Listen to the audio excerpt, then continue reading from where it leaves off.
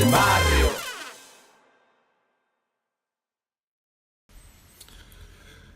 Bienvenidos al barrio, mi gente. Les habla Anexis Morales en esta nueva temporada del barrio, la cuarta temporada del barrio en el podcast. Y venimos con un nuevo proyecto, se llama Abriendo Puertas. Es un canal de YouTube que nos puedes buscar como El Barrio Cultura Creativa en YouTube, Facebook, Instagram. Y acuérdate que nos tagueas también como @elbarriocc.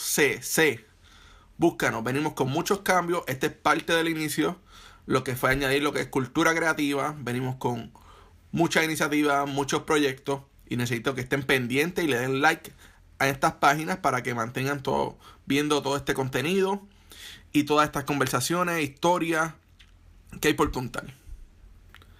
Qué mejor que comenzar la temporada, ¿verdad? La cuarta temporada del podcast con una de las mejores diseñadoras de Puerto Rico, ¿verdad? En mi opinión. Y que a través de la historia, ¿verdad? Ha marcado con cada uno de sus proyectos.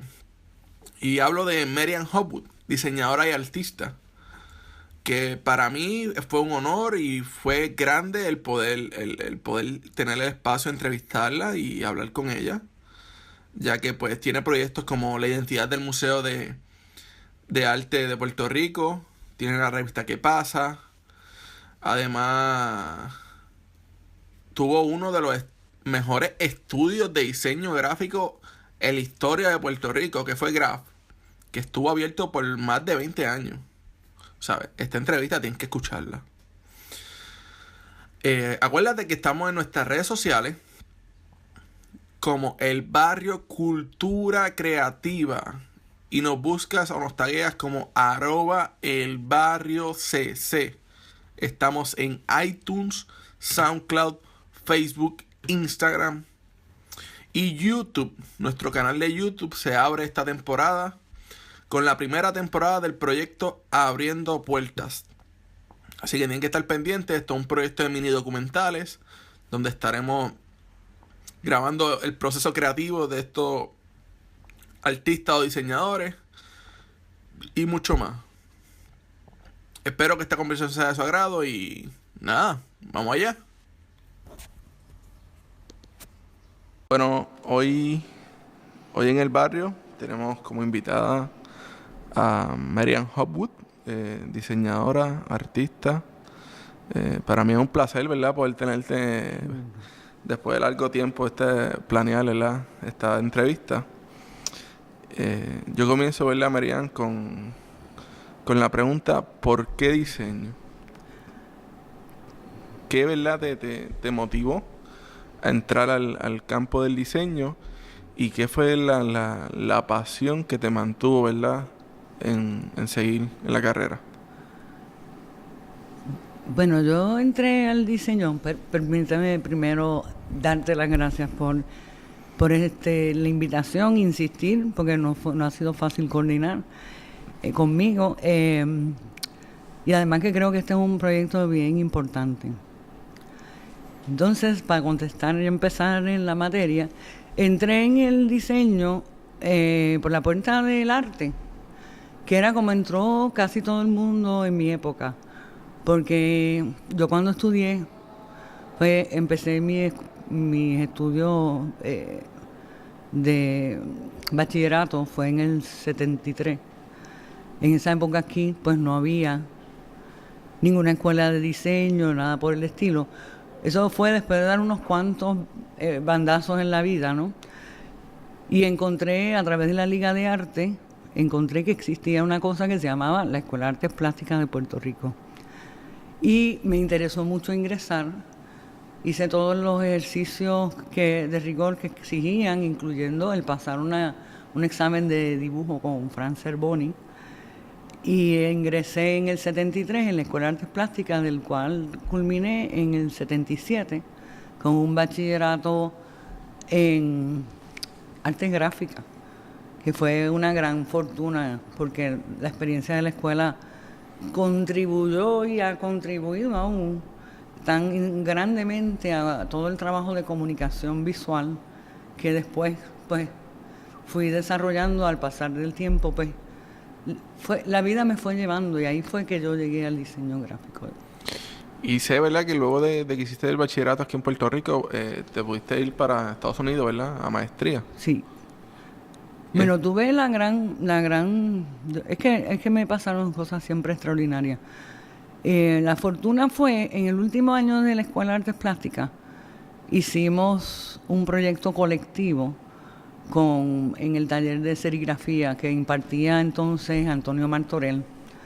Hicimos un proyecto que era un calendario, que cada uno de los estudiantes iba a hacer un mes, se responsabilizó de hacer la gráfica para uno de los meses, y todas esas diferentes visiones se iban a juntar en un calendario que íbamos a vender para lograr unir fondos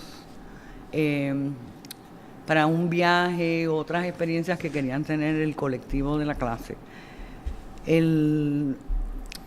Eso me abrió tanto la puerta a la posibilidad de crear cosas que tuvieran una función y que tuvieran un valor en el que uno pudiera vivir, porque sobrevivir siempre ha sido uno de los grandes retos de los artistas y de los diseñadores gráficos ahora también.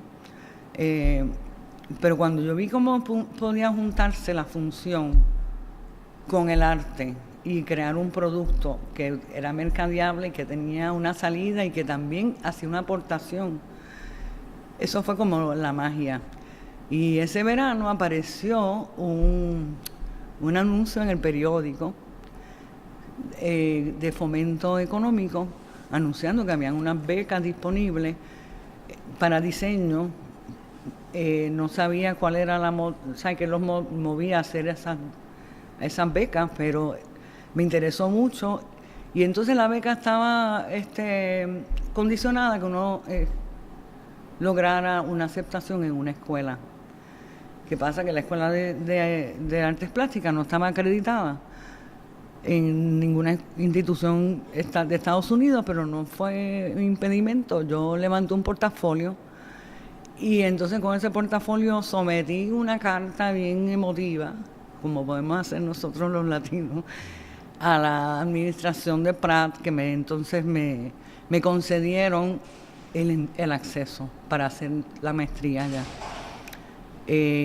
Pues una vez logrado esa parte, que logré el acceso a Pratt, pues entonces también logré por ende la beca. Así que esa combinación mágica. ¿Y cómo fue, verdad, esa experiencia en los Estados Unidos estudiando, verdad, esa maestría? Mira, yo estaba apantallada, como es una palabra medio mexicana.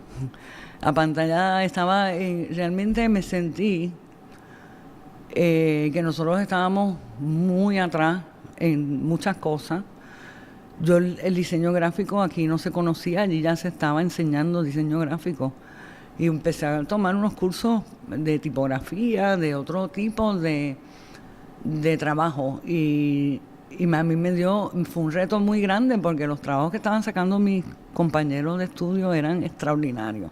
Yo me sentía como bien atrás en el acceso a todo este tipo de vocabulario. Lo que era press type, lo que era, pues, todo. Aquí yo no tenía ese entrenamiento, pero siempre me salvó la cuestión que aquí sí se inculcó bien en la Escuela de Artes Plásticas, en inglés es resourcefulness, el buscar recursos para uno poder comunicarse, no importa que uno tenga o no las destrezas. Y como yo había tomado tantos talleres con Alicea en gráfica, con Martorell también, pues muchos de mis problemas los resolví con serigrafía, que era con lo que el vocabulario mío, en vez de usar todos los tipos de materiales que ellos dominaban en aquel momento. Así que como que fui cogiendo el paso bien rápidamente, y más aún que tenía entonces unas destrezas manuales que me salvaron el pellejo tantas veces que ellos no tenían, porque ellos estaban muy dependientes de la tecnología. Que eso es interesante, porque eso es lo que está pasando ahora también. Sí, pero en ese momento, ¿verdad? No creo que haya visto un avance tan tecnológico o a que cuando te refieres a tecnología, ¿qué cosas de diseño gráfico se estaban haciendo tecnológicamente? Tecnología, te voy a hablar. La tecnología no necesariamente es lo de digital. Okay.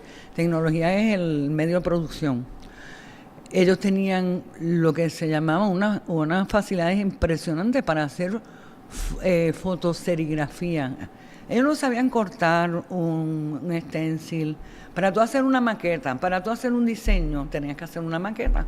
Esa maqueta, pues ellos tenían equipo para hacer color keys, que eran unas pruebas a color fotográficas, pero tú tenías que tener una maquinaria que generabas un negativo. Nosotros aquí no sabíamos eso, no teníamos esos recursos, usar negativos. Salían negativos, se hacían unas pruebas de contacto y de ahí te salía una bolsa. Si estabas presentando una bolsa para una tienda, pues estaba la bolsa en el color que tú escogiste, con toda la tipografía ahí, porque era fotográfico. Era un proceso fotográfico, pero era tecnología alta que aquí no existía, incluyendo el uso de la serigrafía de la fotoimpresión. En la fotoserigrafía. Eso estaba bien adelantado, entonces ellos podían hacer, o sea, yo lo que yo podía presentar era un diseño en marcadores a mano, que era lo que yo podía hacer bien. No tenía el conocimiento de toda esa tecnología que podía hacerme llevar a presentar mejor mis trabajos de clase, vamos, porque la pregunta era en términos de lo que estaba pasando a mi alrededor en el ambiente de estudio. Obviamente ellos estaban mucho más desarrollados en esa tecnología que después se quedó atrás porque la tecnología digital, eso ha revolucionado todo, ¿no? Pero estoy hablando de una primera una revolución tecnológica que entró a ser fotográfica, equipos de fotoimpresión. Entonces, luego de que te gradúas, ¿qué decides hacer? Porque yo sé que más adelante, ¿verdad? Estaríamos hablando, ¿verdad? De la transición ya digital. Seguro. Pero, ¿qué decidiste hacer luego de graduarte? Mira, yo no tuve que decidir, esa fue otra de las cosas que pasó, porque entras por un camino y ya como que te va llevando el mismo camino y uno fluye, ¿no? Como me fui con una beca de fomento, él tenía una traba, esa beca, que después de estudiar 2 años, yo tenía que trabajar en Puerto Rico 2 años. O sea que a pesar de que me hubiese querido quedar allá, no lo pude haber hecho porque tenía que regresar a Puerto Rico a buscar trabajo. Y una vez en Puerto Rico y haciendo las gestiones de buscar trabajo, como hizo mucha gente previo a mí, esa beca la recibieron otras personas anteriormente. Pues si no conseguías trabajo te liberabas de la responsabilidad. Después que has hecho la gestión y no fue fructuoso, pues tú quedabas libre. Pero en el caso mío, pues no fue así. El que me ofrece el empleo es el mismo Fomento Económico. En el 79 que me gradué, acabé mudándome ese verano, no pude ni disfrutármelo. Y ya estaba empezando a trabajar inmediatamente en Fomento Económico, en una oficina dentro de esta oficina de gobierno, haciendo cosas de diseño sin tener nada, ninguna herramienta más que una fotocopiadora que era como algo grande. Eso fue antes de que se fundara el concilio. Eso fue antes. Okay. Ellos tenían ya en mente, obviamente, de antemano, sospecho, pero yo no los conocía, que iban a fundar el Concilio de Diseño y por eso fue que invirtieron en darle a alguien una beca para estudiar diseño. Y empecé en Fomento y de ahí es que se fragua en las primeras gestiones para crear el concilio. Antes de que existiera el concilio yo empecé. ¿Y como cuántos años podríamos estar hablando desde a lo que tú llegas a Puerto Rico, estás trabajando con Fomento y se forma lo que es el concilio de diseño? Pasó como un año. Un año. Año y medio por ahí.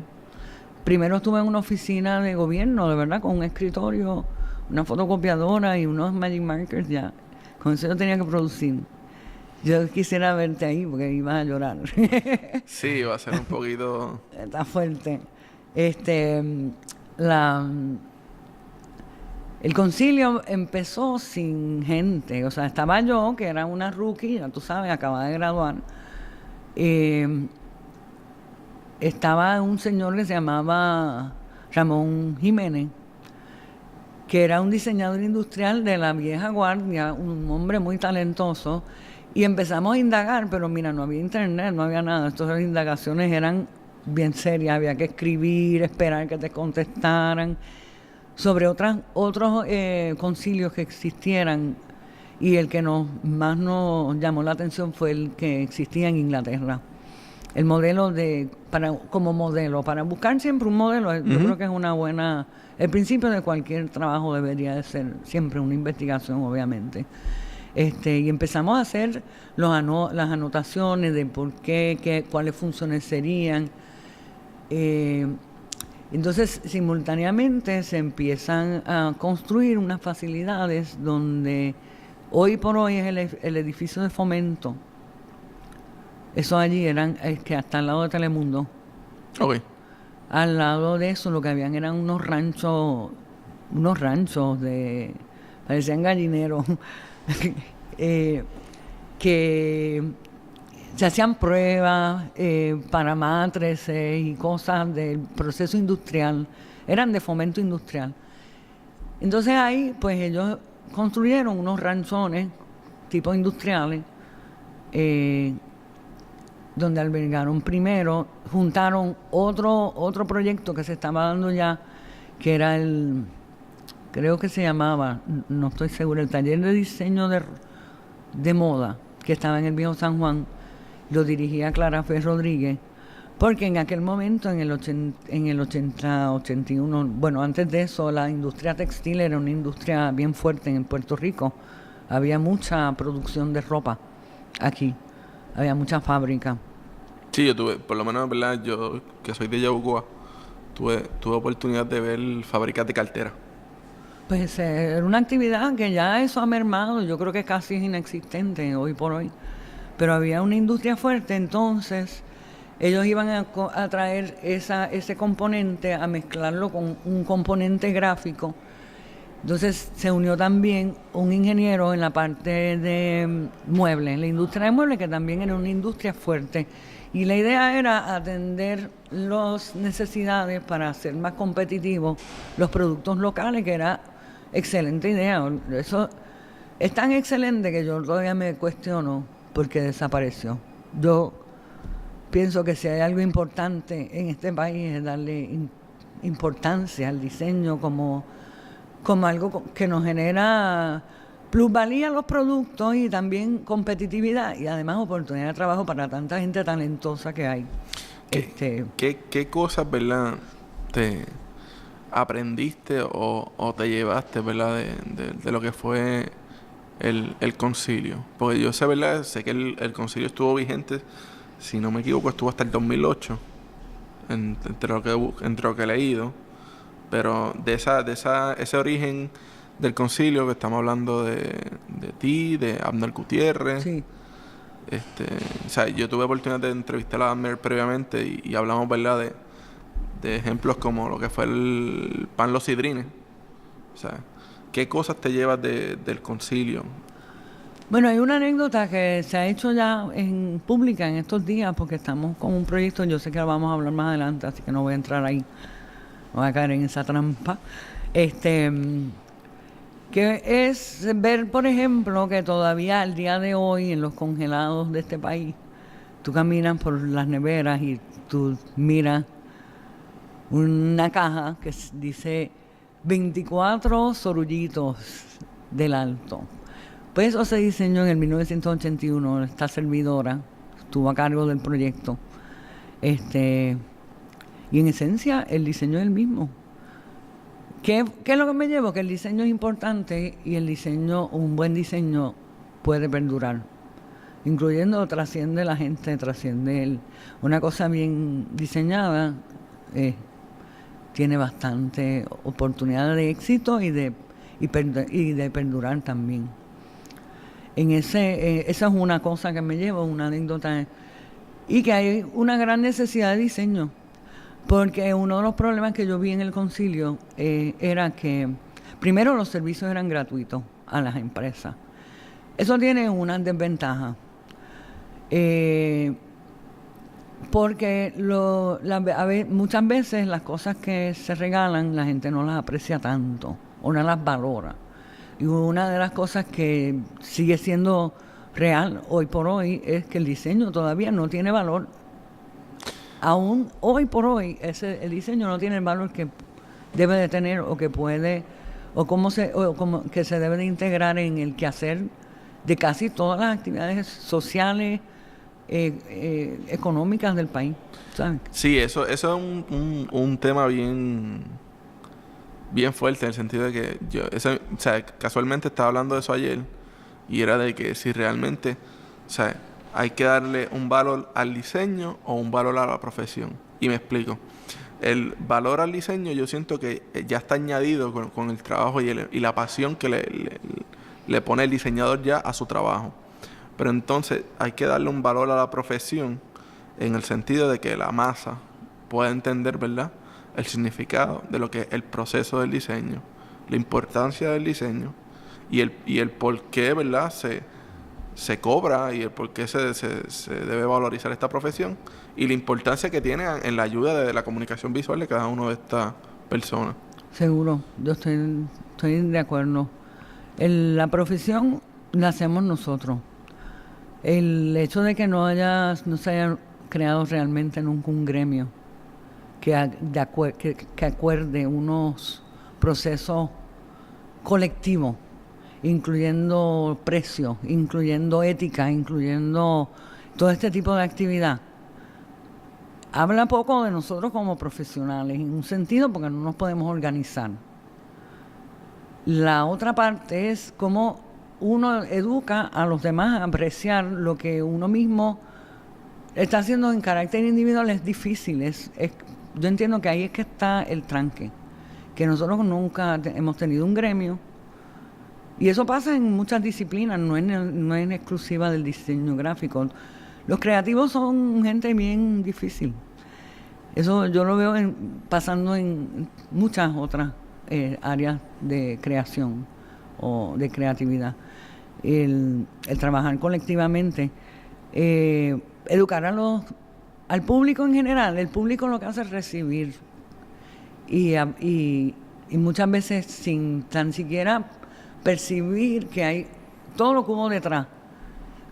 Yo creo que al que hay que educar es al que tiene el proyecto en las manos, que ese es el que nos da la guerra, o el que no permite que uno vaya un poco más allá en buscar soluciones realmente innovadoras, realmente que aporten, porque todo el mundo está buscando un beneficio inmediato, y a largo plazo, pues el largo plazo se va construyendo de decisiones inmediatas, bastante superficiales. Entonces no se construye esa comprensión de lo que es el diseño. Pues ahora están los educadores, afortunadamente cada vez hay más escuelas. Tú saliste no existía antes tanta opción para la gente, hay más educadores, y entonces les toca pues llevar esa antorcha, es una antorcha, para poder realmente dar a valorar el diseño y su potencial. Luego que sales, ¿verdad?, del concilio, ¿en qué enfocas tu práctica? Yo me fui del concilio porque realmente hacer todo eso que te estoy explicando dentro de una agencia de gobierno es bien fuerte. Es bien fuerte porque, pues, hay muchas historias ahí, las dejamos para futuras entrevistas, todas las que quieran, mira. Y yo me fui en el 82. ¿Por qué? Porque había tenido a través del mismo concilio un acceso a una persona que hacía publicaciones, tenía una experiencia vasta, venía de una compañía de una editorial en Estados Unidos, se llamó Frank Canton Santi, y a través del concilio hay una de las cosas que ya está escaneada, ya está en línea, es el Business Review, que habla del concilio. Pues ese hombre fue el que llegó al concilio y me ocupó porque yo diseñé el suplemento ese, que era de el Banco Gubernamental de Fomento, y que él como compañía editorial atendía esa cuenta, o sea, tenía todas las publicaciones. Y entonces hice ese contacto a través del concilio, y había una necesidad grandísima porque es que no habían diseñadores en la calle. Realmente no estaba saliendo diseño porque no había escuela de diseño ninguna aquí en Puerto Rico en ese momento. Entonces él me empezó a ofrecer cosas que yo atendí desde mi casa. Por las noches yo trabajaba en el concilio y por las noches hacía publicaciones para él. Y entonces yo dije, bueno, es que yo no me puedo meter en dos mundos simultáneamente, así que voy a perseguir este otro, porque aquí yo voy a tener la oportunidad de desarrollar mi propio espacio, donde yo pueda establecer unos criterios que sean de verdad sólidos y que me permitan crecimiento profesional. Y ese fue el enlace. Entre yo dar ese salto, en el 82 pongo mi carta de renuncia, que también está escaneada ya, está en el Archivo Digital Nacional. Están todas estas cosas bien interesantes en esta colección que se está escaneando. De eso vamos a hablar más adelante. La cosa es que ahí empecé con el... Entonces me ubiqué en la oficina de ellos, que era en el First Federal de Santurce, en el piso 6. Tenía como un closet, yo ahí atrás, donde estaba mi mesa de dibujo, con un closet lleno de gavetas de tipografía press type, porque había que hacerlo a mano, los titulares y todas esas cosas, porque la tipografía todavía aquí estaba en pañales, que podemos hablar de eso también más. Estaba en pañales y tú no tenías muchas opciones. Tú tenías que tirar una raya en un papel con este non-Riplo Blue, que es un lápiz azul, que cuando tú retratas no sale la línea que tiraste, sale solo lo que es negro. Eso era sagrado, eso tú lo tenías enganchado en el cuello, ese non-Riplo Blue, que es un azul clarito, como este azulito aquí. Ok. Entonces a mano ibas presionando letra a letra y componías tus titulares de la tipografía del tamaño que querías, y tenías entonces todas las opciones que pudieras comprar. Yo tengo todavía esas cajas en mi casa. ¿Y de cuánto tiempo estamos hablando, verdad, de que se podía tardar entonces montar algún proyecto editorial? Porque si estamos hablando, verdad, que era un trabajo más manual, de más consistencia, verdad, en cuestión de exactitud, ¿cuánto tiempo te tomaba hacer estas cosas? Una eternidad. Bueno, para empezar, había que... Era mucho trabajo, pero era un proceso que era lento, pero te daba la oportunidad, por lo que era lento, y tenías que contar con tantos recursos que no estaban en tus manos, que tú tenías que organizar súper bien. Tú tenías un manuscrito que alguien te daba, mira, esto es lo que yo quiero que salga en esta publicación. Entonces tú tenías que tratar de visualizar qué tipo de letra ibas a escoger, el tamaño, el espacio entre líneas, que se sigue llamando igual leading, que no viene de otra cosa que era de la tipografía en plomo. El leading era la pieza de plomo que se le insertaba entre líneas de tipografía de plomo para separar una línea de la otra. Mientras más gruesa la barra, más separación. Pues eso se sigue llamando igual. Aún en la época digital, tú puedes poner tu tipografía 12 en 13, 12 en 14, 12 en 16, pero eso tú lo tenías que visualizar, el ancho. Entonces tenías un tipógrafo que tenía unas fuentes tipográficas, fotográficas, que no tenía, eran una computadora gigante, era como un terminal, una maquinilla, y entonces tenía todo un aparato donde entraba un rollo de papel. Cuando él entraba el texto, él lo tenía que entrar otra vez, no entraba digitalmente. Wow. Tú le entrabas un papel y él tenía que manuscrito otra vez pasarlo.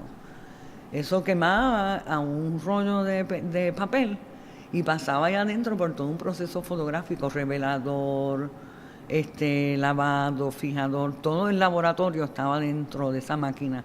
Así que te podrás imaginar qué complejo era hacer el proceso. Entonces te entregaban una galera que tú tenías que leer cuidadosamente contra el manuscrito original, porque siempre iban a haber errores. El hombre invirtió una palabra, se le quedó fuera, se le quedó un acento.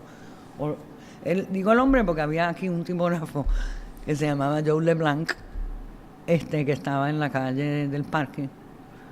Y él tenía esta máquina, su casa era eso, una máquina de tipografía.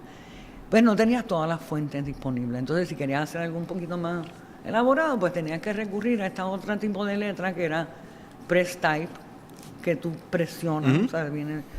Y para hacer titulares y te vas a tener una letra que estuviera más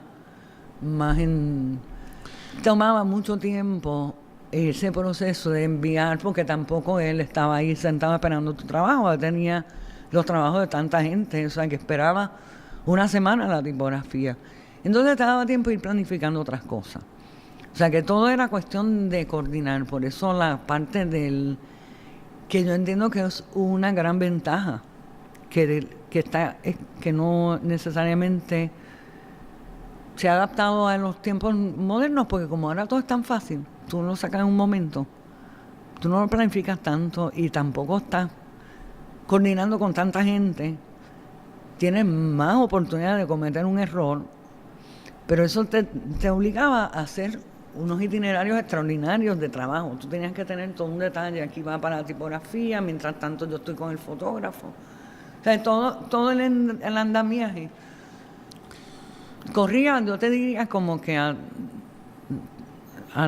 una tercera parte de la velocidad. Entonces, de lo que corre ahora un proyecto. ¿De cuánto tiempo estamos hablando, verdad? De que estuviste trabajando en esta editorial, en ese timeline, que entre la tecnología, el avance tecnológico, que entra la Mac de primera instancia, y que surge lo que es Graph. Ok, te voy a seguir la secuencia entonces. Mira, de ahí desde Publishing Resources, Uh-huh. que se llamaba esta compañía, pues yo tuve el salto también otra vez. Yo te lo dije el otro día, que la vida me ha ido llevando a las cosas y yo las he aceptado o no. Esa es la disposición de uno, las abraza.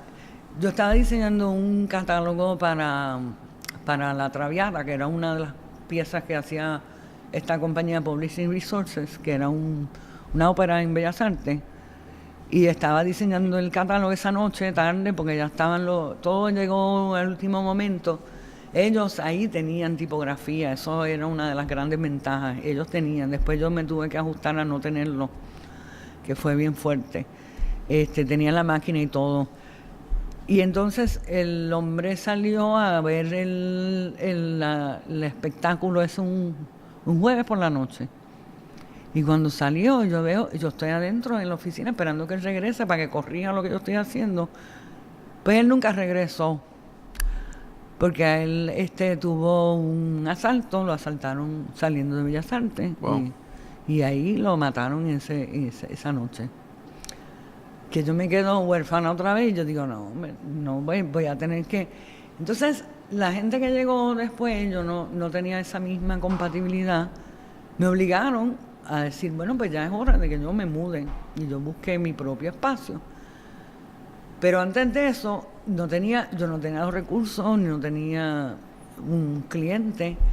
Ese verano, antes de que Frank muriera, ese verano salió un anuncio en un periódico que yo leí, y Frank me lo había puesto en mi escritorio. Se están buscando gente para producir la revista ¿Qué pasa? Yo dije, pero una cosa es diseñar una revista, otra cosa es dirigir una revista. Él me decía, ¿tú lo puedes hacer? Y yo dije, está fuerte. haz lo que yo te voy a ayudar. Pues haz lo que yo te voy a ayudar fue pues que yo hago la propuesta. La compañía de turismo, después de mucho para la gente y para atrás, aceptó la propuesta y él muere, me deja ahí huérfana de esa y yo me quedé con la revista y me obliga a eso pues a coger un local más amplio. Y ahí fue que nos mudamos para la calle del Parque, donde estuvimos en el mismo bloque primero un tiempo en unas facilidades que eran como una casa antigua y después en un edificio. Y eso fue lo que me permitió y lo que me obligó, porque por ejemplo yo no podía tener un contrato con el gobierno sin estar incorporada. Así que ahí nació Graph Inc. con la revista ¿Qué pasa? Me interesa, ¿verdad?, saber de esa revista ¿Qué pasa? La oportunidad que tuviste, ¿verdad?, de trabajar con Irene Delano y Patricia O'Reilly. Pero más me interesa, ¿verdad?, el poder tener la oportunidad de conocer a Irene, ¿verdad? Yo soy fanático de su trabajo y de su esposo, ¿verdad?, Jack. ¿Cómo, verdad, fue esa experiencia? Pues mira, Irene había muerto cuando Irene murió joven. Yo no recuerdo, no tengo el dato del año. Pero a quien yo estuve más en contacto fue con Jack. Pero también es una disposición mía natural y yo creo que debe ser de todo diseñador.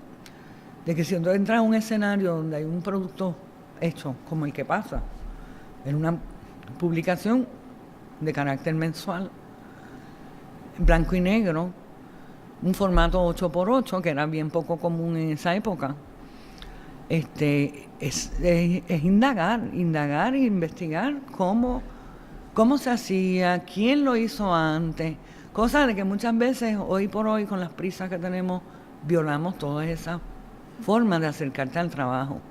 La investigación, eso es el principio, el eje central de cualquier trabajo bueno, profundo y de contenido sólido en el diseño. Entonces fui indagando, fui a ver, porque yo no sabía, aquí no hubo un pase de batón, la revista en julio dejó de publicarse, esta es la historia. Sale el anuncio como para el mes de agosto, septiembre, entro en el panorama yo en octubre, pero yo lo que heredo fue un almacén lleno de cajas con fotos y no había nada, porque no estaba Irene, no estaba nadie, no había nadie. Ellos todos se habían ido con algún tipo de conflicto que no tengo datos suficientes como para relatártelo aquí. Renunció Patricia a ser la directora de la revista y dejó de circular. Entonces el turismo se había visto afectado porque esa era una pieza importante para la gente que llegaba a Puerto Rico, poder promover a Puerto Rico también. Estaban desesperados buscando a alguien que lo hiciera y yo fui por atrevida y por afrentar.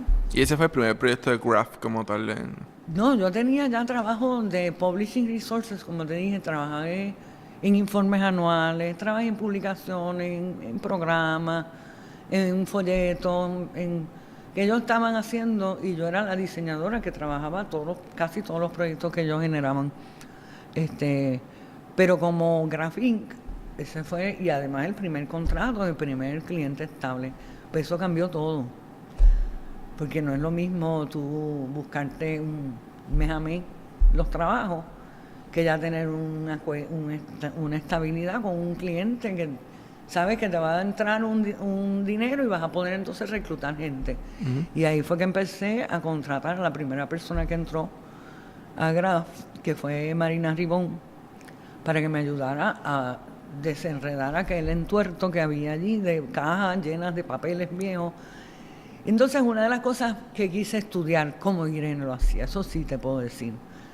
La mujer tenía unas destrezas de diseño extraordinarias y se le nota porque había una cuadrícula que se estableció, primero el formato, el tamaño, y estaba bastante al día. Lo único que fue interesante y que me voló la cabeza, bien brutal, fue que yo no sabía que el Copasa en aquella época, ya estábamos hablando de 1982, todavía se hacía en linotipo, en plomo. Había en la imprenta Ramallo, que era quien imprimía la revista, había un señor allí, una máquina gigante que parece un órgano, y él se sentaba en un teclado y entonces entraba este plomo fundido y salía, que eso todavía es más anterior a toda la tecnología que ya yo estaba manejando en mis proyectos. Pero imagínate, eso era todavía más complicado. Entonces el arte no lo hacía el diseñador. Tú le entregabas unas instrucciones a la imprenta y lo hacía la imprenta, que era el que montaba tu arte. Todo eso yo lo encontraba como que totalmente torcido, bien complicado. Pero Irene Delano en su diseño fue impecable. Las ilustraciones de esa revista eran de Jack, que era, aparte de fotógrafo, era un gran ilustrador, el mapa central, todos los mapas. Entonces yo me sentí obligada, tú sabes, teníamos que cambiar porque no se podía manejar tipografía tan obsoleta para poder acelerar la producción y para poder también hacer cosas más interesantes en el diseño. Pero yo rehusé primero cambiar el formato, para nada se me ocurrió nunca quitarle su tamaño 8x8. La cuadrícula se respetó bastante, eran de 3 columnas, y en esencia la revista se limpió y se hizo más moderna porque la tipografía de plomo realmente, aunque la gente la mira con un ojo romántico, ya estaba bien decadente el tipógrafo, incluyendo era un señor bien mayor, y tú ves que las líneas de texto, ellas como que brincaban así las letras, no había una línea limpia de texto, estaba tampoco el fundido quedaba, me imagino que los moldes desgastados, tú sabes, que no había no quedaba limpia la tipografía. Y tú enseguida empiezas a mirar lo que pasa de antes y lo que empecé a hacer poco a poco, yo a sacar secciones con nueva tipografía fotográfica. Tú ves lo limpio y lo preciso de uno versus lo que había antes. Ellos añadieron mucha riqueza a ese proyecto. Entonces hicimos un proyecto con Jack. Tenía muchas fotos de Jack y todavía esas fotos están ahora en el archivo de Puerto Rico, ¿no? ¿Cómo puedes describir, verdad, el proceso de trabajar con Jack Delano? O sea, ¿cómo él era como persona? Yo lo conocí como un hombre bien gentil, bien sencillo.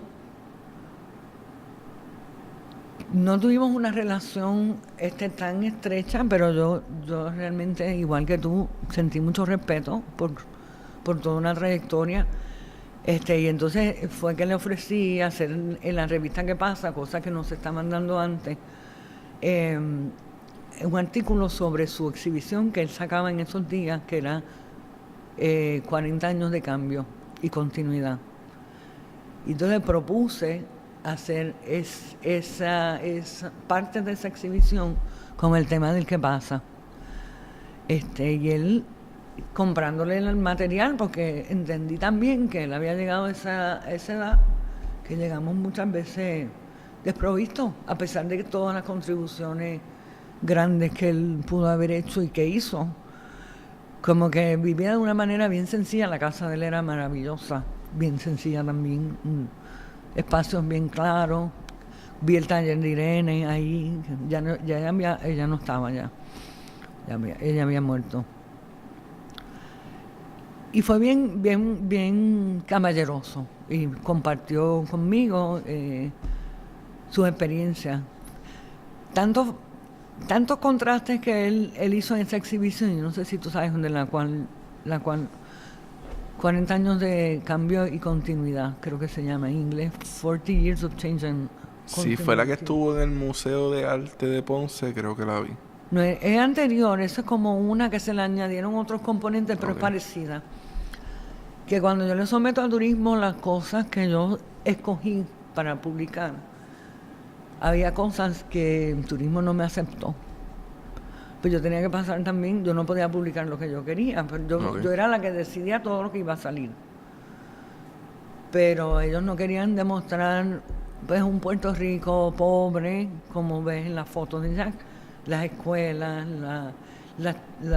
él tenía las casas de bohíos de paja.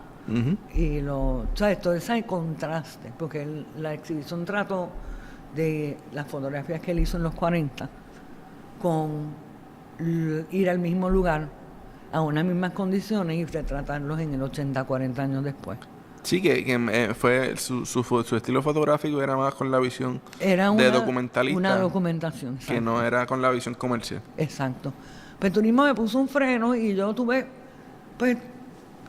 cambié el contenido y usando fotos que eran más llevaderas dentro del marco de lo que pues el turista que pudiera interesarle, pero eso estableció ya un diálogo con la compañía de turismo, porque yo no quería presentar a un Puerto Rico superficial de playa, y yo quería presentar la cultura puertorriqueña en toda su profundidad, y de ahí todos los temas que las revistas que los van a poder mirar y evaluar incluyeron temas como las monedas de las haciendas, las estructuras antiguas.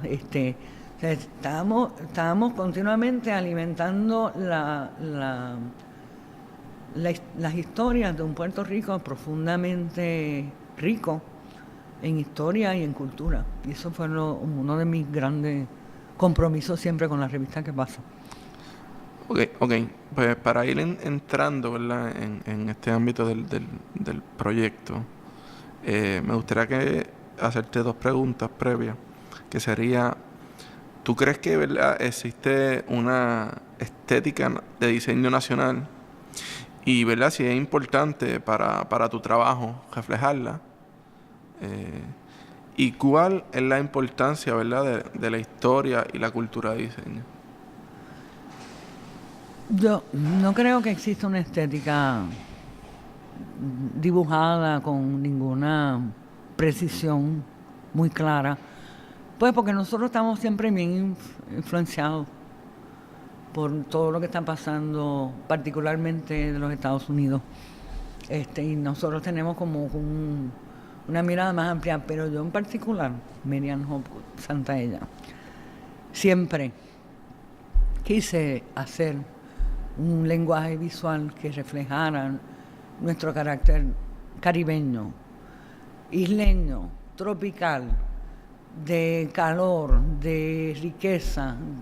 Eso era mi ambición y mi proyecto, que nunca, obviamente, ni lo hice ni creo que lo vaya a lograr, era hacer una identidad colectiva. Eso se quedó en ese proyecto. Yo no creo que exista un lazo que nos una. Sí, quizás en el colorido, pero también el colorido es algo pasajero y por temporadas cambia, es como más moda, y hay unos colores que se ponen de moda y otros que salen, y ya tú por ahí vas mirando de qué tiempo es cada diseño. Uh-huh. Esto es ochentoso, como me han dicho por ahí. Esto es, sí, entra en los retros. En los retros, pues porque el color es uno de los que va dictando eso, pero para mí esa es la riqueza, y es una de las cosas bien chéveres que yo pude aportar cuando hicimos trabajo para la compañía de turismo, que fueron más allá del Que Pasa, uh-huh, que fue crear precisamente un vocabulario visual para poder proyectar una identidad de Puerto Rico a nivel internacional, que se nutriera de esa riqueza de fauna, flora, historia, de vida, recursos naturales, de todas estas cosas. Pues esa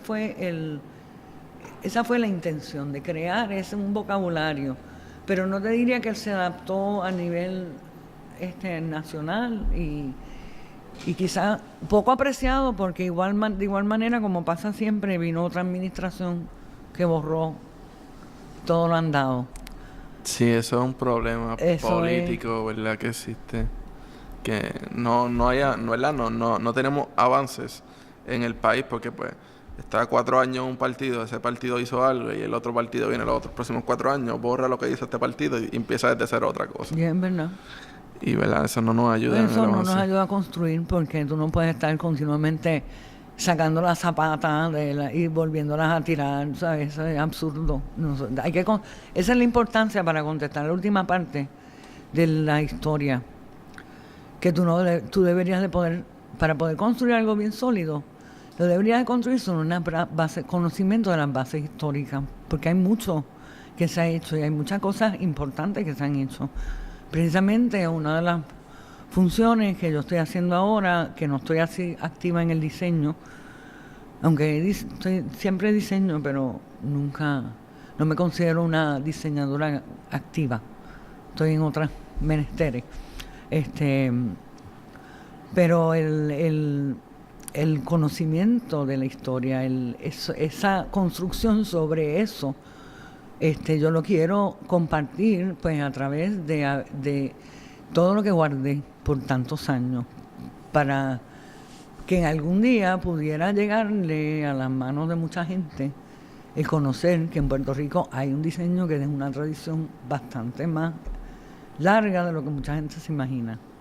Sí, que ahí estarían hablando, ¿verdad? De tu nuevo proyecto, Sacando de la Caja. Bueno, un proyecto que no es como un proyecto de 3 mujeres terribles, amazonas. Cuéntame, ¿cómo surge ese proyecto?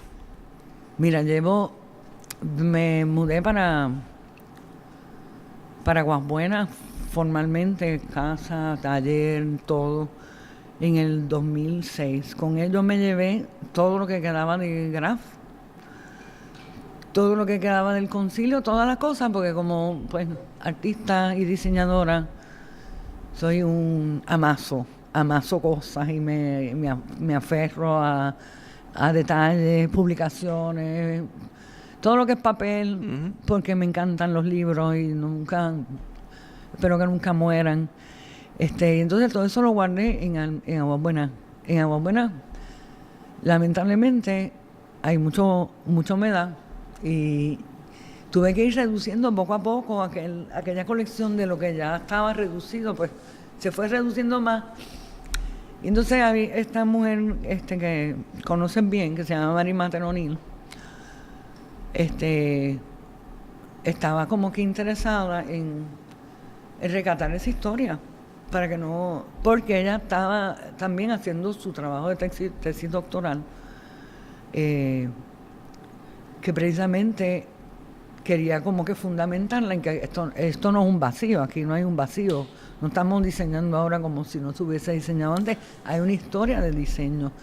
Entonces ella empezó con este afán de levantar como un registro. No, y qué raro, ¿verdad? Que Mater está investigando. A ella no le gusta investigar casos. Ella es una compulsiva investigadora. Sí, ella es todo basado en un proceso investigativo, todo. Bueno, yo lo soy, pero en otro ámbito, ¿ves? Porque yo sin investigación no toco nada. Pocas cosas, vamos. A todos mis procesos arranco por ahí. Es que es una base. El punto clave, yo creo que el punto clave del diseño. Uno de los puntos clave, sí. Pues entonces empezamos a buscar cómo hacerlo. Yo había estado buscando, porque no estaba yo ajena, yo estaba buscando en la Universidad de Puerto Rico, busqué dónde yo poder depositar todo esto que yo tenía, porque me parecía que era de interés y que tenía algún valor, como pienso que lo tiene el diseño, ¿no? Claro. Pero no había dado, porque en la Universidad de Puerto Rico tienen las bibliotecas divididas, fragmentadas, entonces no había... Traté por varias, hasta que Mary Mater entonces empezamos a hacer la documentación de la documentación. Y dimos con una persona que se llama Silvia Aguiló, que tiene un proyecto que se llama Incubadora Creativa. Sí, la industria, sí, los conozco. Y ella nos recibió, habló ella con Archivo General, Mary Mater, estaba en aquel momento un socio de Robert Band, que ya que es Arthur Aceo, que estuvo trabajando conmigo muy de cerca un primer año. Y hubo ese momento donde había esa puerta se abrió. Pero en mi casa se generó una reunión porque aparece otra persona más, que es la tercera parte de este triunvirato, este trío, que llega a la reunión en mi casa, debajo de un palo de aguacates allí en Aguas Buenas. Se da una reunión, viene la directora del archivo entonces, viene Leida y Marimater, Yara, Maite, Colón, que son ahora dos doctoras. Bueno, Yara era doctora, Marimater se hizo doctora en ese proceso. Y ella vio, porque la directora del archivo quería ver de lo que se trataba, y cuando le empecé a sacar cosas, yo sentí que ella se había emocionado, porque sentí que pues había una colección de cosas que no eran documentos de papel blanco, escritos, maquinilla, que tenían color y mucho trabajo, carteles, de todo, había de todo. Y ella dio el visto bueno, y eso cambió, nos abrió una puerta inmensa. Y eso entonces ahí empezamos a trabajar el registro, porque aparte de la organización de todo ese compendio, que yo siempre soy compulsiva, lo tenía bastante organizado. Pero entonces entra Yara a hacer el registro, que se entrega en el año 2014. El 2014, en diciembre. Por eso es que se entregó toda esa colección al Archivo General, que lo fueron a buscar, con un registro, que es lo que quiere decir el registro, que el registro entra al sistema de aquí del Archivo General, y entonces tú en línea puedes buscar todas las cosas que hay en cada caja y en cada expediente. Pero como quiera tenías que pasar por un proceso de venir al archivo, pedirle, yo quiero ver esta caja.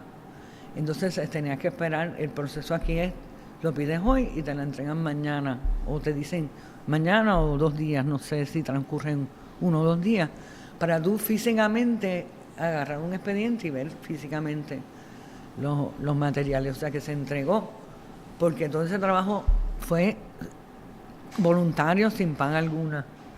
Y en ese sentido, el agradecimiento, no tan solo porque se rescató aquello que yo había guardado, que no se siguiera deteriorando, porque hubo deterioro, sino que me dio la oportunidad de lo que aspira todo el mundo, por lo menos yo aspiro a compartir conocimiento. Porque si no, ¿para qué lo quiero? No me lo quiero llevar, lo quiero dejar para que otros aprendan de eso. Así que eso se cuajó. Para mí, ¿verdad? Es bien interesante en el sentido de que de mis primeras 15 entrevistas, que cuando comencé el proyecto del barrio, el nombre de Marian Hopwood salió en las 15. ¿De verdad? Sí, era la referencia, como que Marian Hopwood, tienes que entrevistar a Marian Hopwood. Entonces, yo espero que sean cosas buenas. Sí, todo fue muy bueno. Entonces, es interesante, ¿verdad? Que cuando comienzan este proyecto y por fin sale a la luz pública, son 33 cajas y 8 portafolios. Wow, es bien impresionante. Eso es lo que quedó. Era un almacén. Se podía llegar a la docena de portafolios entonces. ¿Cómo, verdad? De todos estos trabajos, de todas estas cajas, ¿cuáles fueron los proyectos más emblemáticos?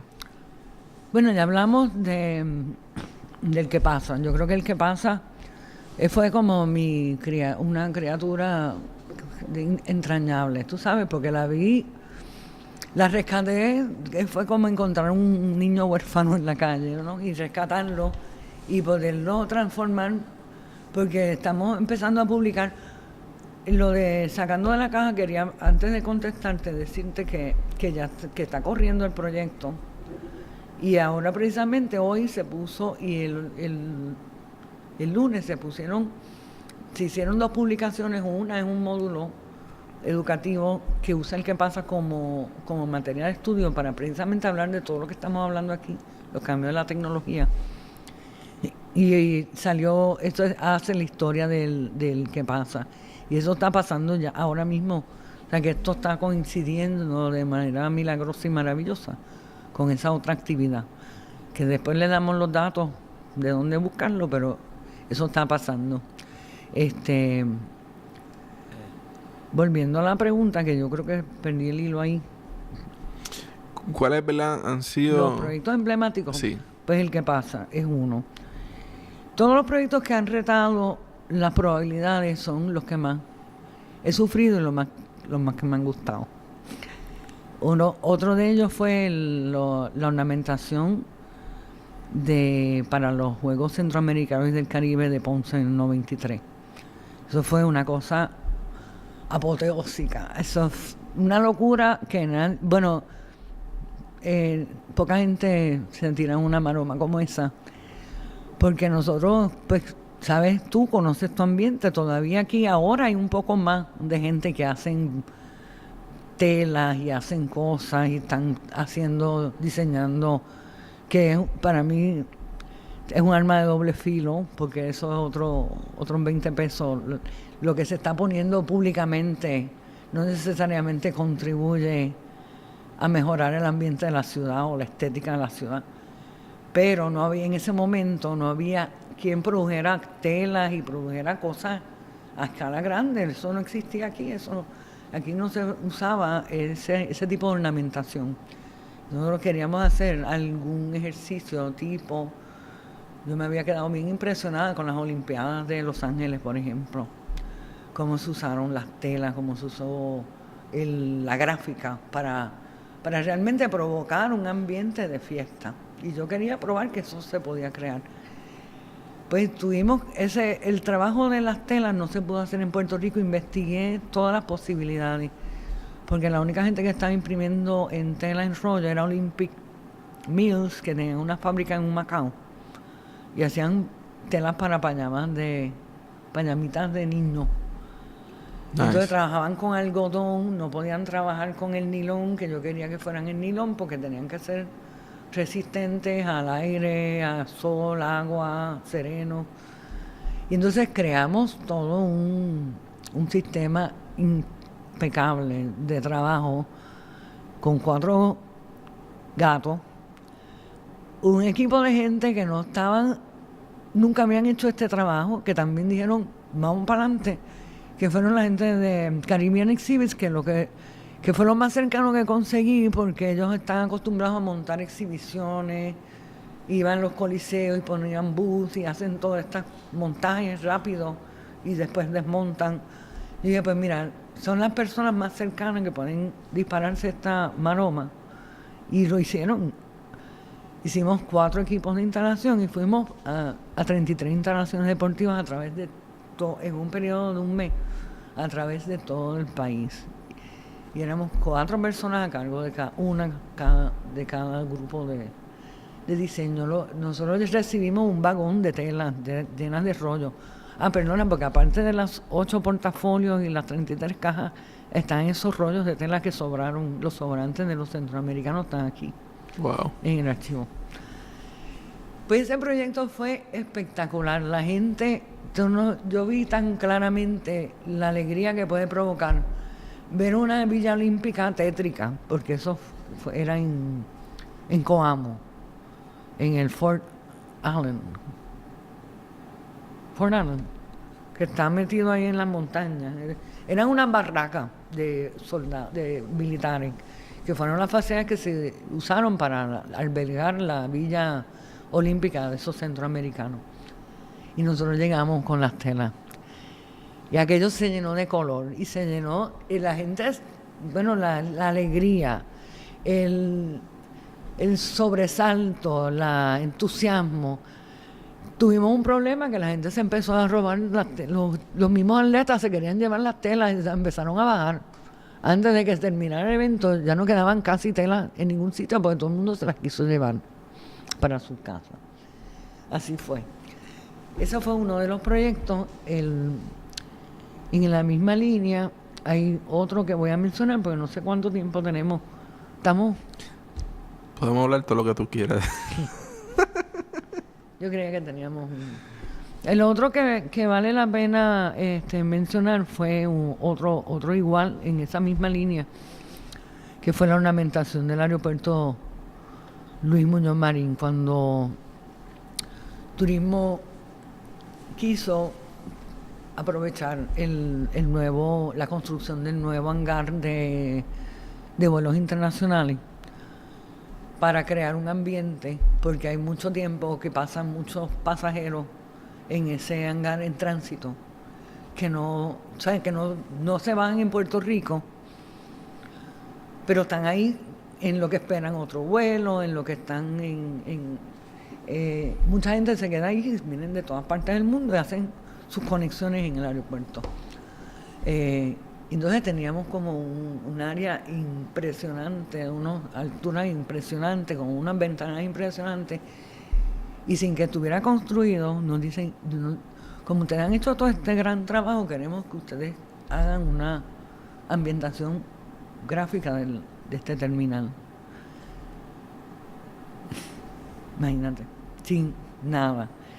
Pues el reto fue grande, y con la experiencia de los centroamericanos ya añadida, volvimos a pensar que una de las formas más lógicas de hacer el trabajo de ornamentación era con tela.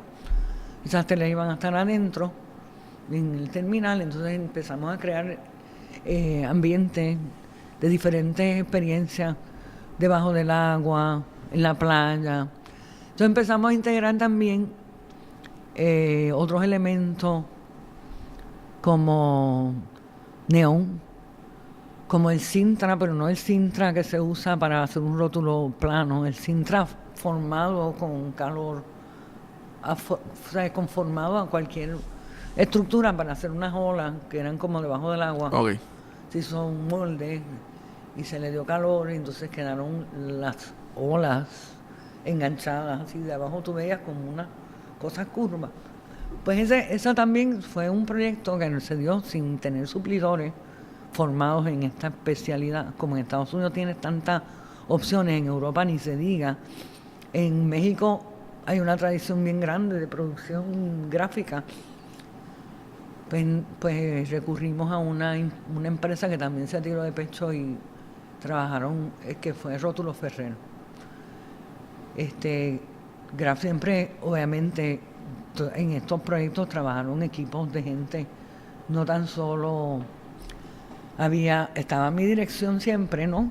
Pero había un diseñador a cargo, había una persona de producción que era clave en gráfica. Esa plaza era clave porque era quien garantizaba que los suplidores y el diseño encajaran y todo se pudiera sacar en el tiempo. Que para la época del que pasa, fue el gerente de producción. Un tiempo al principio fue Enrique Rodríguez, después fue Ramón Lee, y al final para los centroamericanos, que fue esta cosa inmensa, y lo del aeropuerto, estaba Iraida Rivera, diseñando en los proyectos del que pasa. Estaba, como dije al principio, Marina Ribón, que fue una de las personas claves en ayudarme a organizar todos los procedimientos y los procesos. Irma Sanabria, que era Miss ¿Qué pasa? Era es una diseñadora espectacular, que poca gente la conoce porque ella está ahora mismo oculta de la luz pública. Y en el proyecto de los centroamericanos trabajó Lidia María Ponte como diseñadora principal, y en el aeropuerto, y Ángel Cruz, que fue el que coordinó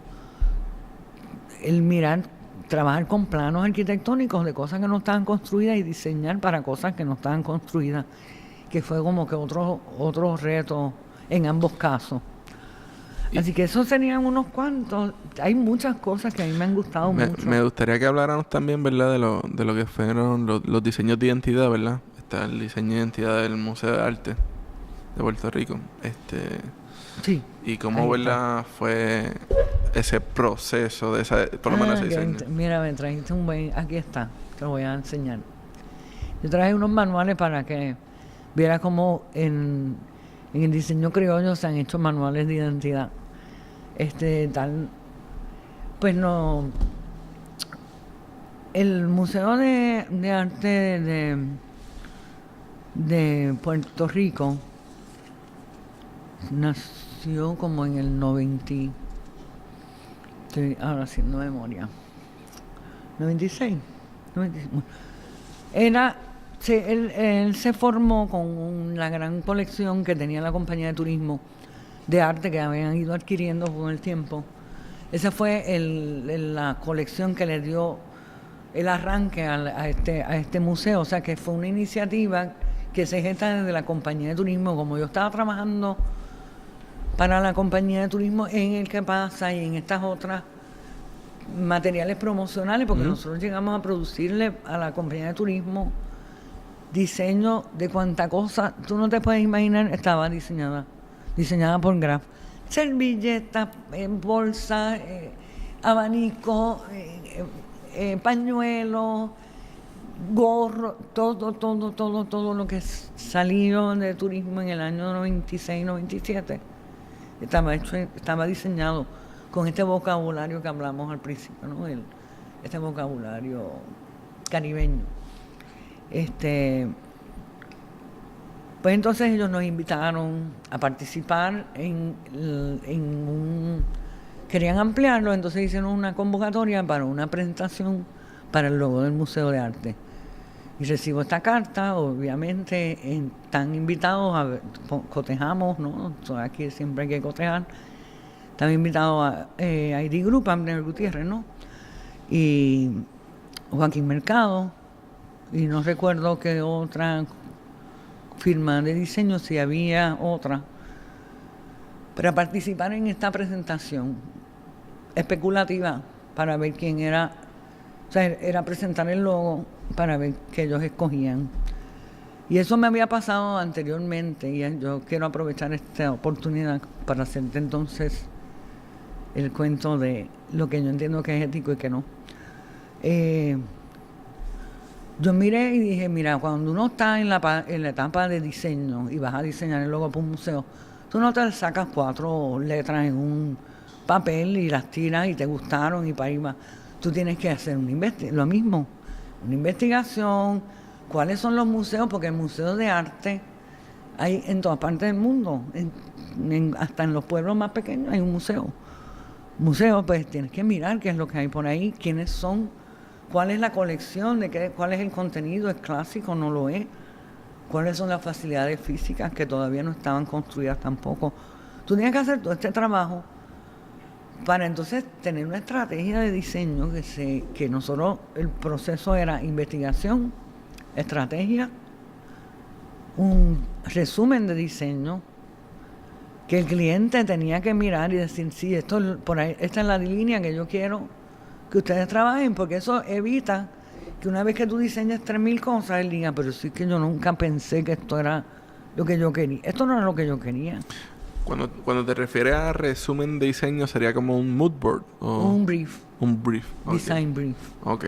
Que es un documento que le dice, este es el público al que nos vamos a dirigir, este es el problema que hay, esto cómo lo pensamos resolver, estas son las cualidades que le vamos a impartir, porque ya entonces hay como un entendimiento que siempre va a haber la sorpresa, porque cada uno lleva una imagen de lo que va a salir, lo que sale es otra cosa, ¿no? Uh-huh.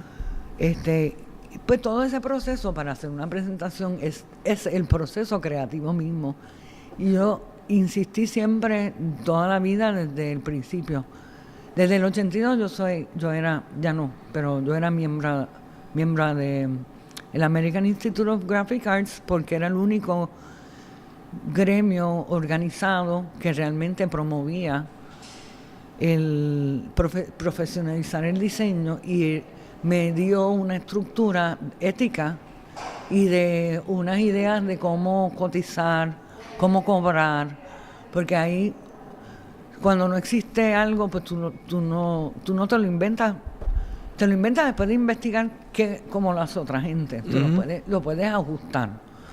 Pero esa gente lo tenían todo planchado, pero yo siempre fui miembro y adapté la ética que ellos promueven. Y una de las cosas que ellos dicen es que no, el trabajo especulativo devalúa el trabajo del diseñador.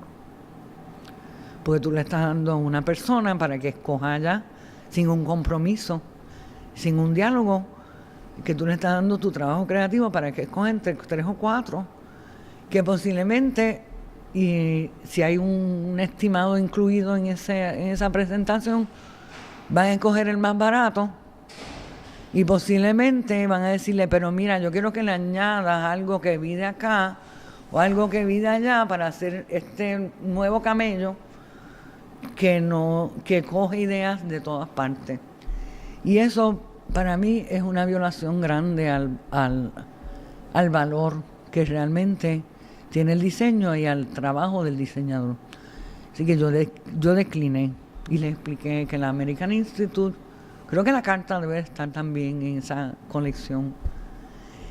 Yo les expliqué y le dije que lamentablemente no iba a participar.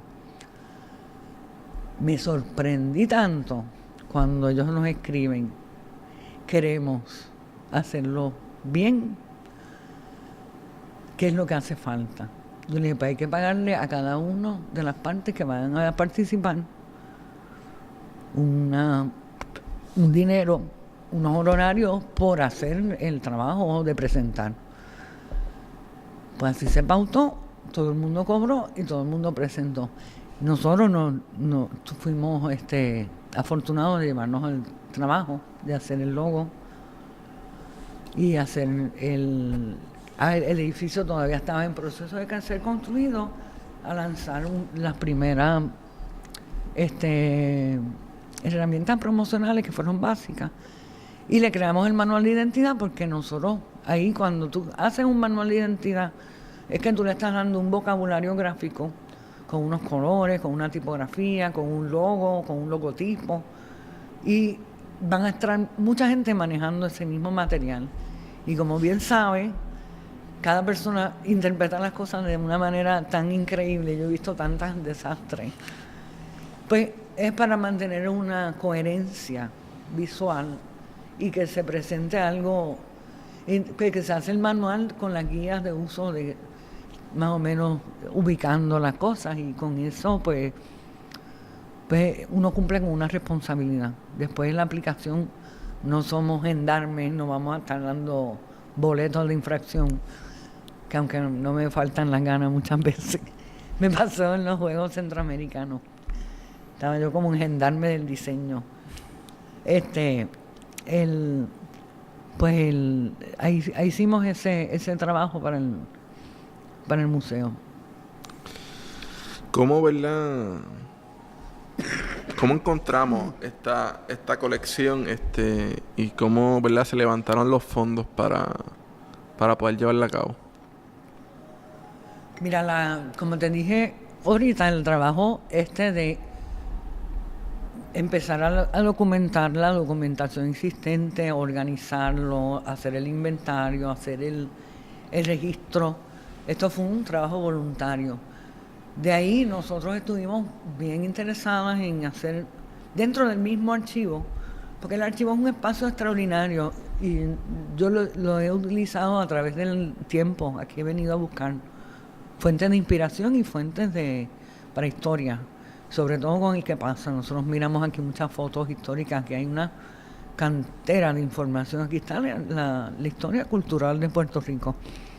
Pues ese trabajo fue voluntario. Yo bien agradecida quedo de estas dos mujeres, Marimater y Yara. Vuelvo a decirlo, por si le quedan dudas a ellas, pues las aclaro.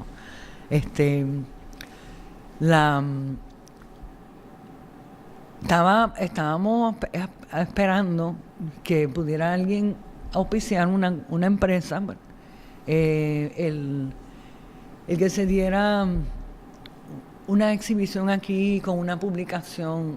Es un proyecto un poco más costoso, para sacarlo teníamos un presupuesto y hemos estado buscando fuentes de para fondos para hacer esa parte. A través de muchos esfuerzos y muchos auspiciadores que sean potenciales, que se han tocado puertas, pues no pudimos abrir ninguna de ellas.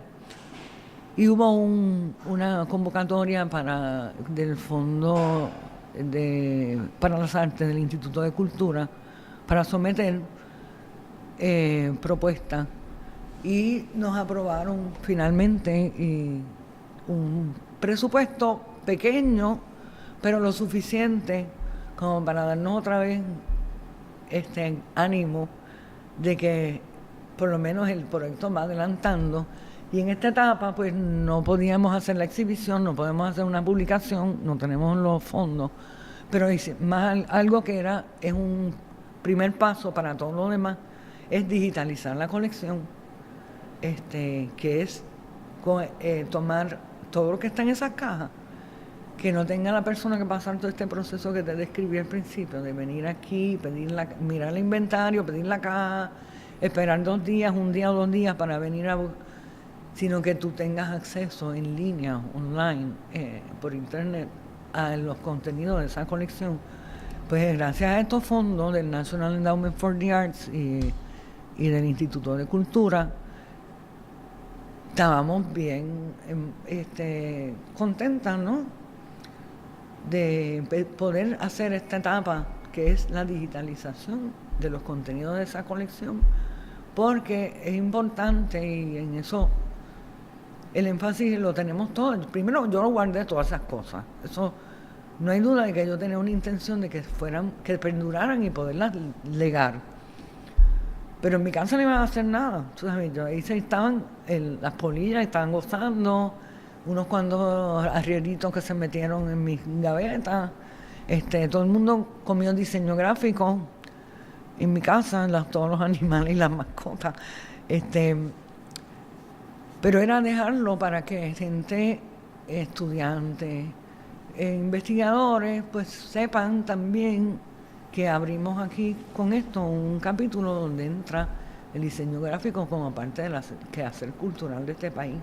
Y el valor, pues, se lo vamos a ir dando con la interpretación de lo que ustedes entiendan que vale la pena de esos trabajos, pero están ya aquí y van a estar digitalizados.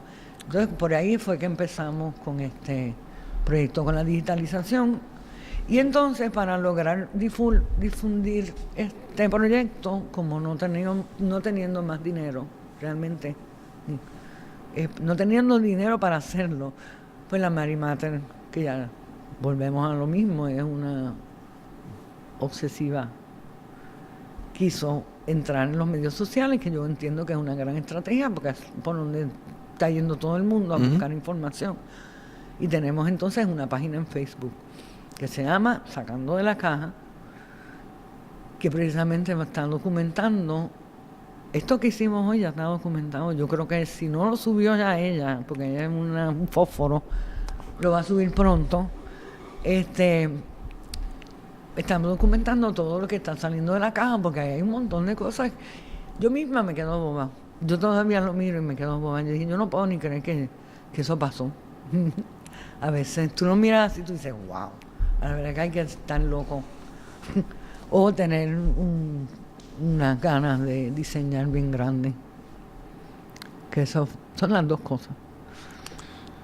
Me quedan unas cuantas preguntas, ¿verdad? Dale, para ir cerrando.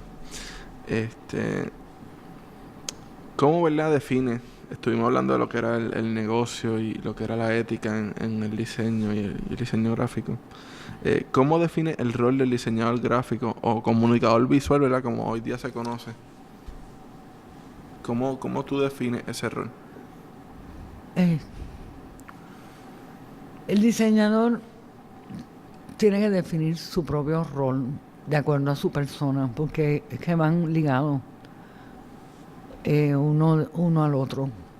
El diseño gráfico es otra cosa. El diseño gráfico tiene un potencial extraordinario. Dentro de eso, pues obviamente se casan cosas con los diseñadores.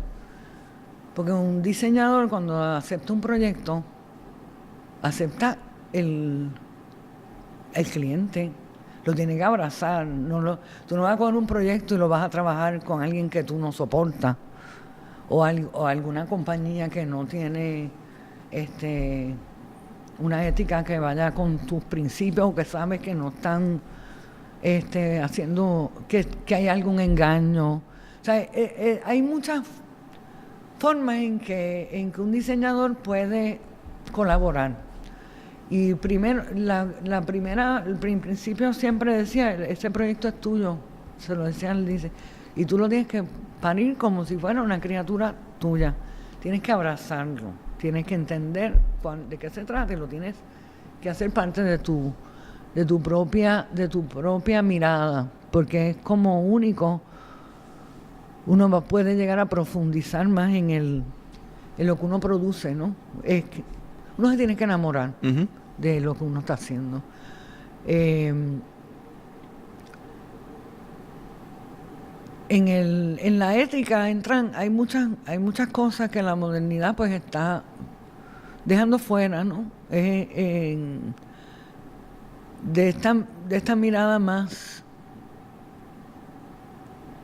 humanista o más profunda. Entonces, porque se está diseñando como se dispara. Tú puedes diseñar en tu celular, tú diseñas en una aplicación, tiras un diseño, te apropiaste de algo que no era tuyo, le añadiste, lo cambiaste un poco, lo tiraste para adelante. O sea, todas esas son oportunidades que hay ahora que no habían tanto antes. Las había, pues yo hay muchas anécdotas y yo te puedo hacer unas cuantas, de gente que se apropiaba de trabajos ajenos y lo zumbaba para adelante como suyo. Eso se ha dado mucho aquí, sobre todo en la publicidad, para decirlo como es. Hacen que un diseño tenga peso, un diseño tenga profundidad, o un diseño tenga valor, y que haga una contribución. Yo pienso que, por ejemplo, ahora mismo el arte se está moviendo, quizás no con tanta profundidad, pero se está moviendo, y eso es bueno, hacia el compromiso social. En el diseño todavía yo no lo he visto suceder tanto. El diseñador comprometido con hacer trabajo para mejorar un entorno, para mejorar una problemática social existente. Y por eso le digo que eso depende, entonces no es del diseño. El diseño es un arma de transformación, de comunicación, de información poderosa. Pero si el diseñador que lo maneja es superficial, pues lo que sale es superficial. Así que es una... No sé si te contesté la pregunta, pero... Sí, no, y traíste al tema cosas que, ¿verdad? Próximamente iba a preguntar, que era como que ¿qué lugar, verdad, ocupan las cuestiones medioambientales y sociopolíticas en su lista de, ¿verdad? de prioridades al diseñar? Y, ¿verdad? ¿Cuáles son las aportaciones que puede hacer el diseño en el bien social? Pues además, podemos abundar un poquito más. Yo ahora mismo no haría ningún otro diseño que no fuera eso. Ahora, en estos momentos, yo trabajé para mucha gente, y mucha de la gente que está contenida en la colección y mis trabajos, en un momento dado se presentaron de una forma, después resultaron que no, a mí no me convencieron sus acciones, clientes anteriores, y yo de frente los he confrontado. Yo lo voy a dejar en un abstracto, porque no voy a entrar en esos temas en esta entrevista, porque hay una parte adicional que yo espero que en algún momento llegue al archivo, que de la colección sería la parte 4, que no está aún, está en proceso, que es el trabajo que es, aparte de Educarte, que culminó de eso no hemos hablado mucho, pero culminó una intervención de Graf como estructura organizativa capaz de manejar proyectos grandes. Entramos en este proyecto que era llevar el arte a las comunidades, arte, música, teatro y video a las comunidades, llevarlo a las comunidades, para darles la experiencia de poder tener ese aprendizaje y de esa manera impactar una comunidad y darle herramientas de comunicación a la gente joven para resolver problemas sociales grandes que existen, ¿no?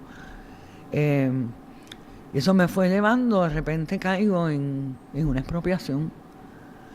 Estoy siendo expropiada del edificio donde Ducarte tuvo su sede, que está al lado del Museo de Arte de Puerto Rico. Y ese movimiento se llamó Santurce no se vende. No voy a entrar en él, pero te lo estoy mencionando para que lo tengas en mente. Y el local donde estuvo Educarte, yo le puse el Museo del Barrio porque fue un museo de un barrio que estaba atravesando una expropiación. Y ahí yo me inserto como activista. ¿Qué pasa? Que voy en contra de mi cliente anterior. No en contra, sino voy a cuestionarle las motivaciones de por qué tenían que expropiar un barrio para hacer vivienda de alto costo en un sector donde hay un barrio lleno de cultura y de gente viva y diversa. Pienso que los diseñadores tienen mucho que pueden aportar en el bienestar social. Hay mucha necesidad, hay muchos programas a través de toda la historia de GRAF. Nosotros siempre donamos trabajo porque yo creo que es un deber cívico y social. Juan Domingo, la Fundación de Puerto Rico, el Taller Salud, que educan a las mujeres para problemas que están, ¿sabes?, sin fondos apenas. Yo creo que los diseñadores se deben de activar porque es un trabajo bien remunerado, no en términos económicos, sino en términos de bienestar espiritual, mental y emocional. Me gustaría, ¿verdad?, antes de cerrar con la última pregunta, ¿dónde, verdad, podemos ver esta colección? ¿Dónde podemos ver el proyecto? Pues no puedo creer que estamos terminando. Yo creo que vamos un rato hablando ya. Yo no he parado de hablar. Mira, la colección se encuentra físicamente en el Archivo General de Puerto Rico, que está en Puerta de Tierra, y es un espacio bien maravilloso para venir a hacer, para inclusive venir a trabajar, porque es que es un silencio. Mira cómo estamos aquí, aire acondicionado. Aquí el aire está fuerte por todo lo que hay aquí adentro. Y desde aquí entonces hay un salón donde están todo este equipo de escáneres, todo este equipo para escanear diferentes formatos, que se llama el Archivo Digital Nacional ADN, que es .com. Entonces, para tener toda esta información, que no la van a agarrar aquí en un podcast y escribir notas, lo mejor sería ir a la página de Facebook, que es @sacando de la caja. Y ahí está, entonces, están unas peliculitas que se han hecho del proceso. Hay enlaces, explica un poco mejor quizás de lo que yo he podido explicar la gestión detrás del proyecto y lo que queda, porque nosotros ahora mismo estamos embollados para seguirlo. Esto es una primera etapa. Yo espero que logremos escanear bastante, o no todo quizás, pero bastante. Aquí en esa colección, para darte una idea que no se puede ni tocar en estos momentos, hay miles y miles de transparencias del que pasa. Yo entregué una colección de 35 milímetros de todo Puerto Rico, por el aire, por debajo de la tierra, entre las cuevas, por arriba, por abajo, por todos lados, que pertenece ahora al legado para el pueblo de Puerto Rico y el disfrute de todo el mundo. Y queremos también enfatizar que, no teniendo fondos en un país que está en este momento histórico, en una crisis, pues vamos a tratar de hacer un poco de crowdfunding para una segunda etapa, que sería hacer una publicación, unos módulos educativos, que ya hay un primero que salió, pudieran ser de mucho interés para el que está estudiando, para ir llevando a la gente que estudia el diseño a conocer un poco más allá de lo inmediato, ir atrás. Y entonces, pues por ahí, en el Sacando de la Caja, ahí está la información. También está en Twitter, Sacando de la Caja. Y pues eso está por ahí, estamos y vamos a seguir. Nosotros terminamos el 30 de junio con nuestra encomienda, porque ahí termina el proyecto que fue con la aportación del Instituto de Cultura y el National Endowment for the Arts. Ellos van a seguir digitalizando porque les ha encantado el trabajo, me lo acaba de confirmar el director del proyecto ese, que después de estar escaneando tanto documento de acueductos y de cosas, pues de repente escanear cosas así con colorido es un refrescante para cualquier ojo. El diseño es una buena cosa para hacer, para invertir en él y para regodearse en él también. Como pregunta final, ¿verdad? Yo cierro con la pregunta. ¿Algún consejo, ¿verdad? Para los futuros diseñadores o diseñadores juniors, ¿verdad? Que quieren vivirle el diseño y entrar en esta profesión. Mira, pienso que un diseñador se forma de muchas maneras. Mucha gente que trabajó en Graph no tuvieron una educación formal en diseño y no los hizo peores diseñadores, para nada. Porque lo que uno tiene que tener es realmente unos atributos que son el tratar, primero una disciplina, porque te lleva a una disciplina el diseño. Y por eso la riqueza de la disciplina puede venir en un taller de impresión serigráfica, que tú sabes cómo tú tienes que cuidar tus materiales, que tú sabes un orden, entiendes lo que es un trabajo colectivo. Es hacer un poco más una disciplina de trabajo con más atención a los detalles, al contenido, que lo que muchas veces se hace de una manera rápida y bien superficial. Eso, porque es producto de la rapidez y de la mirada rápida. Yo creo que mientras más uno conoce de un tema, es mejor va a ser el resultado final. La disciplina para crear procesos, la disciplina para investigar, el valorar la historia, eso es importante, como que eso a la gente le está preocupando cada vez menos mirar para atrás. No es que tú mires para atrás para quedarte ahí, es que mires para atrás para nutrirte de eso y poder entonces construir algo sobre bases sólidas, porque existen cosas que ya están creadas. Y el que piense que está inventándose el Mediterráneo en el siglo XXI está fuera de... Es ignorancia. O sea que hay que estar informado. Y la otra es la parte ética. Yo creo que uno no debe ser... En el diseño el engaño no entra, porque uno tiene la capacidad de transmitir una comunicación directa. El diseño es el manejo de la forma y el contenido para crear una pieza de comunicación visual que penetra, porque es visual precisamente, es que tiene la capacidad de permanecer más tiempo y más fácil en la mente, en la recordación de una persona. Pues eso nos trae una responsabilidad de ser honestos y éticos. Eso sería un buen consejo.